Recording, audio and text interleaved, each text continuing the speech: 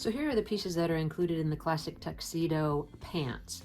It's just 3 simple pieces, and I think we can get these constructed relatively quickly. So as you can see, this is the front of the pants, the back of the pants, which do have a back dart, and actually the waistband. So for the first step of the construction, what we're gonna do is we're actually gonna sew the darts in the back of the pants. So let's get that marked and sew it over at the sewing machine.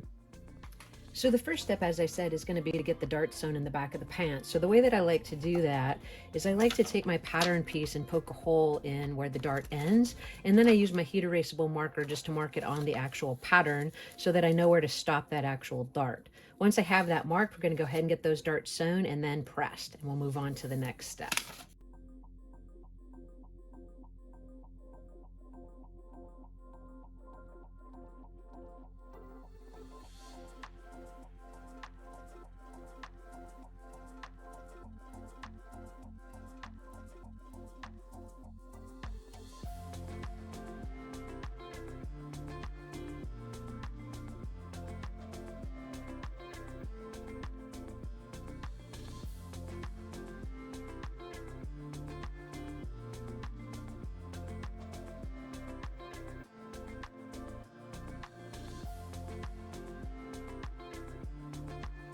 Now that we have the dart sewn in the back of the pants, what we're going to do is we're just going to sew the front and back of the pants together at the side seam.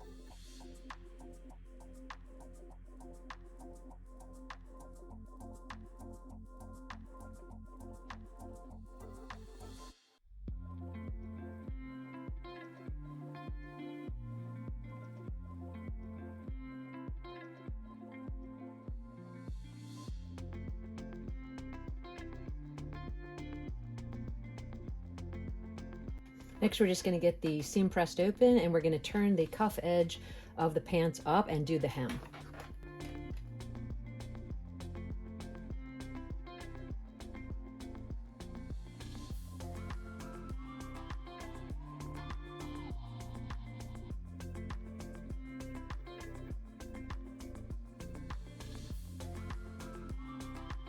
At this stage, if you were interested in making these like traditional tuxedo pants, you could take some 1/8-inch satin ribbon that's already finished on both edges and run it along that seam to give it that classic tuxedo look. In this case, I'm not going to, because I'm making the tuxedo in navy, and if I did that at this point, I would want to use a navy satin ribbon, but I don't have any. So just know that you could do that and just easily apply that to the seam to make that a really cool classic tuxedo look. From there, what we're going to do is just run a zigzag stitch along the hem edge of the pants. We're going to turn them up 1/4 of an inch, and then we're going to top stitch it.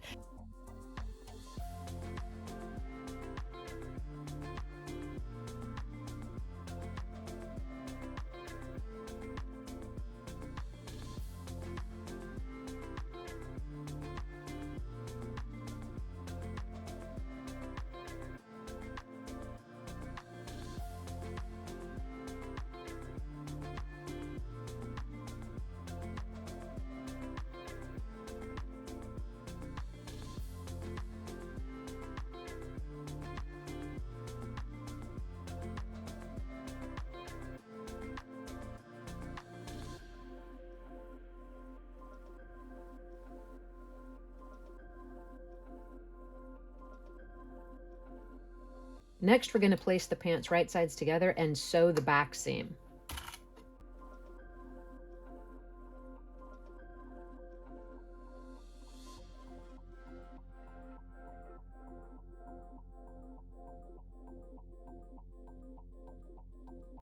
We're going to trim in towards this seam allowance and clip around that curve and press that seam open, and then we're going to start construction of the actual waistband.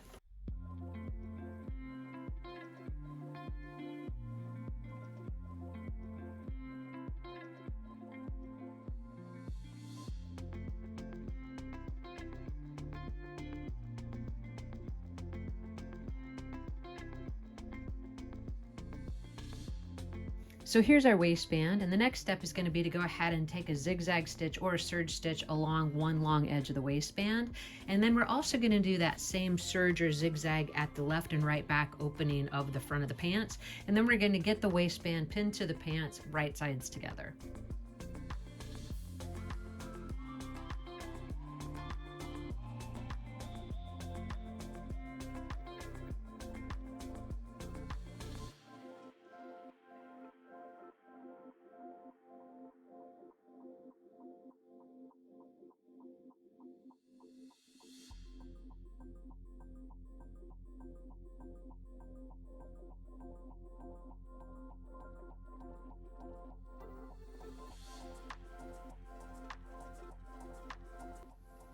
Take the raw edge of the waistband and line it up with that serged or zigzagged edge of the right back opening, and you're just going to pin it right in place, and the waistband should fit the top of the pants just right.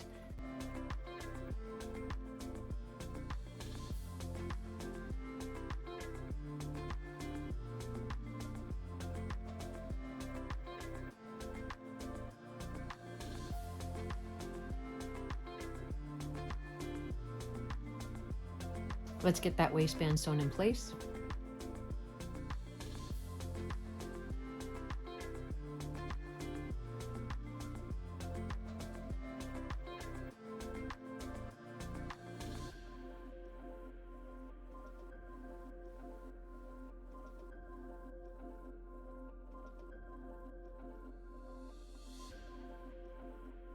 Just check both sides and make sure it turned out as you wanted it to. And as you can see, it's lining up equally with both serged sides or zigzag side of the right and left back opening. So we're going to go ahead and press the waistband up.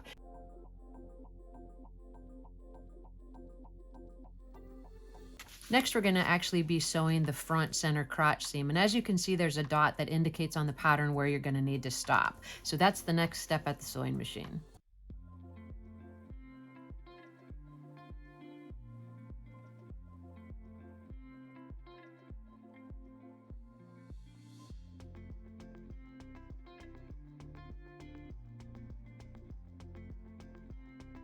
All right, clip in towards that seam allowance where the dot is and around that curved edge, and then press that seam open. Then you're going to turn your fly back.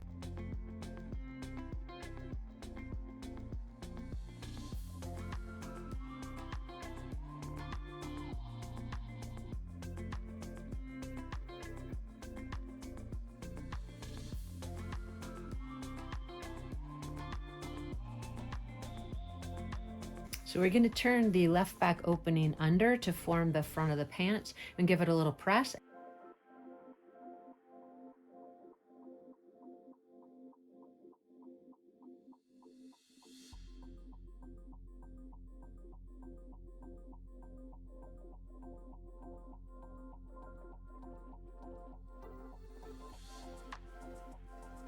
So here's how our waistband is actually looking.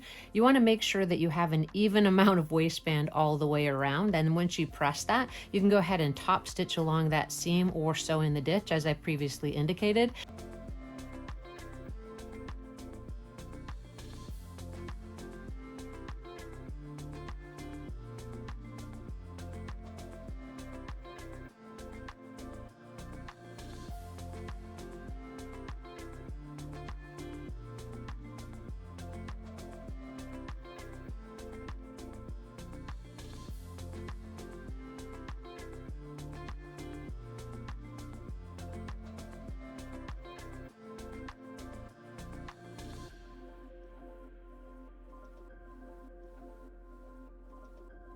Once the waistband is actually attached, what we're going to do next is put the pants right sides together and sew the inner thigh seam.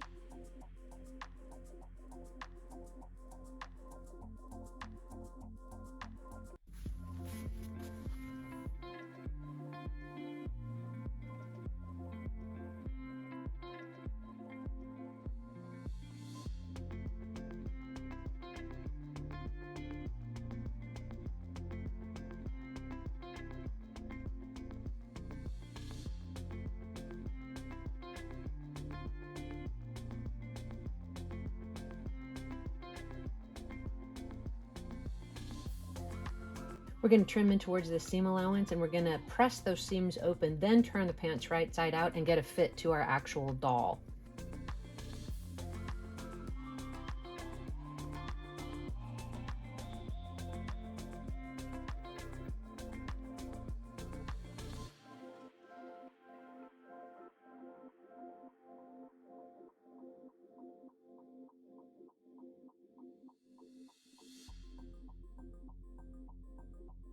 All right, so this is our pants coming together so far, and I think they're looking really pretty good. So what we're going to do now is we're just going to give it a quick light press, and then we're going to try it actually onto our Trent doll that you can see right here, and then we're going to mark the placement of the snaps if everything looks good, and we're almost to the end of the project. All right, so here's how the pants are actually coming together on Trent, and I think they actually look pretty good. You'll notice it's a little bit loose in the waist right here, which I actually recommend because this particular tuxedo pattern does have a dress shirt that tucks into the pants. So whenever you're doing multiple layers of an actual outfit, remember that you want to sew it from the inner layer to the outer layer so that you make sure that you don't make the waistband too tight or the belt on something too tight. You want to make sure all the layers that are included in the outfit are actually included when you're doing the fitting to the actual doll. So I think he looks pretty good there. Let's give him a flip over and see how it looks on the back of the pants. So here's a quick view of the actual back of the pants. I like the way the darts are hitting there. I think the rise needs to be adjusted up a little bit before I put the pattern actually out. And I am going to check the width of the legs because he is a pretty skinny doll. So other than that, I'm pretty pleased with how we're doing so far. I'm going to get a couple of buttons sewn on and also a snap at the front of the pants, and we'll take our final photograph.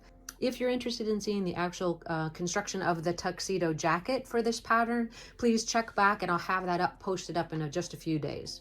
Our tuxedo pants for Trent are finally complete. Super easy construction, and I hope it was easy for you to follow me along. Please join me back, as I said before, to see how we construct the actual tuxedo jacket. And I also have this pattern currently available for both the 17-inch Matt O'Neill doll as well as the 19-inch Tonner dolls, Peter Pevensey and Mortimer. So thank you so much for coming along. Please hit that subscribe and like button, and I'll see you guys in the next video.